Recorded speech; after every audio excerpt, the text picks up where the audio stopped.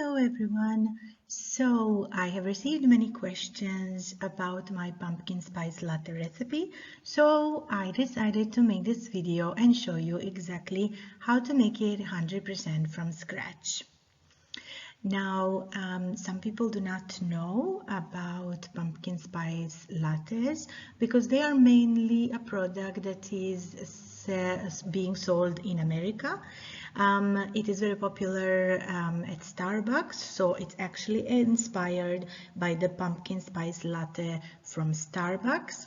And it is very popular in October when it is a pumpkin season, Halloween, and we have everything kind of pumpkin themed.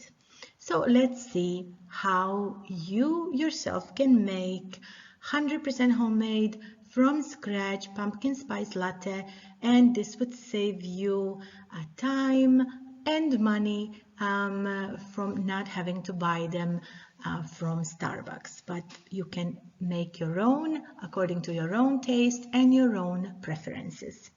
So let's get started. Of course, to make a pumpkin spice latte, you would need a pumpkin puree. Pumpkin puree is sold in cans in United States, but it's very difficult to find it in Europe.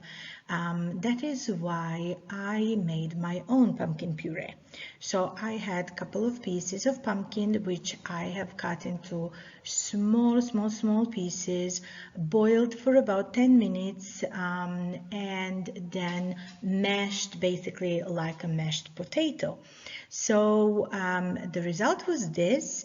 I had to strain it. I actually mashed it in this strainer because while mashing the pumpkin, a lot of water comes out. And you obviously want to have as dry consistency as possible.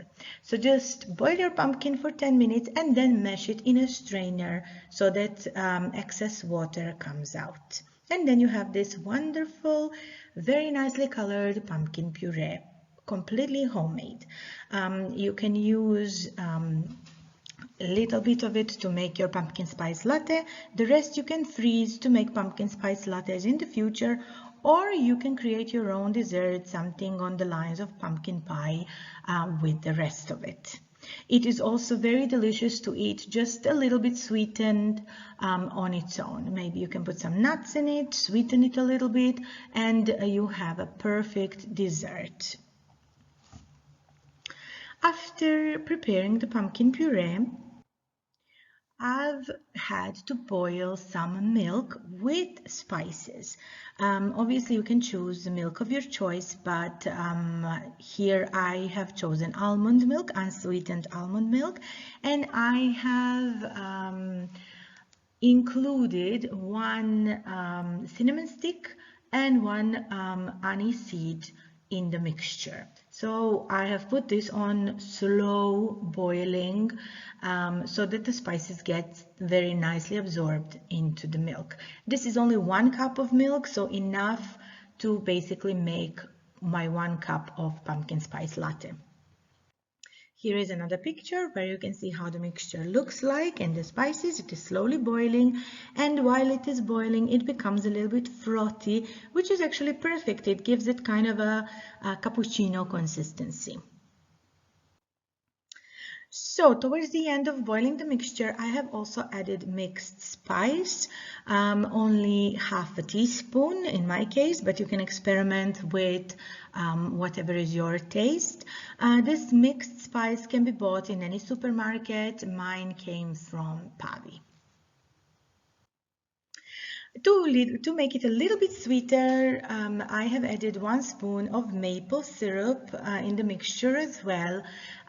You can basically sweeten it with a sweetener of your choice, so you can use brown sugar, but I find that maple syrup gives it a little bit of a caramelly flavor, which I personally like very much. I have also added a splash of vanilla vanilla essence in the mixture.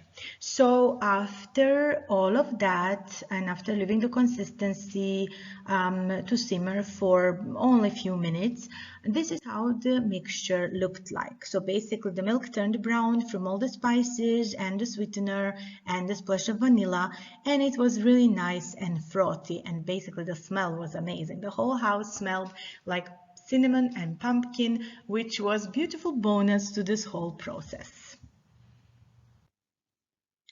So after the mixture was ready, I have basically poured a double espresso in my cup and then poured the mixture from the stove into this cup.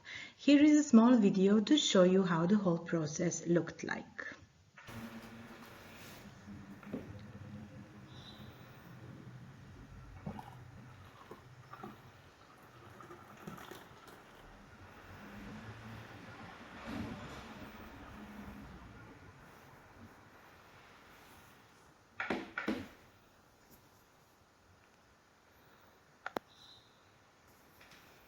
It's a very beautiful color.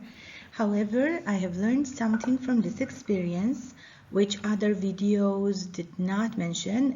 Other videos on pumpkin spice latte recipe did not mention that it is advisable to strain the mixture. Otherwise, you would have small pieces of pumpkin left in your pumpkin spice latte. So please follow my advice and strain the mixture while pouring it in your cup on top of your espresso or double espresso, depending on your preference. This is how the final product looks like.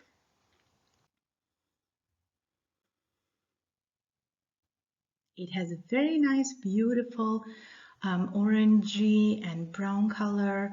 And it is very spicy, very delicious. You can sweeten it according to your taste.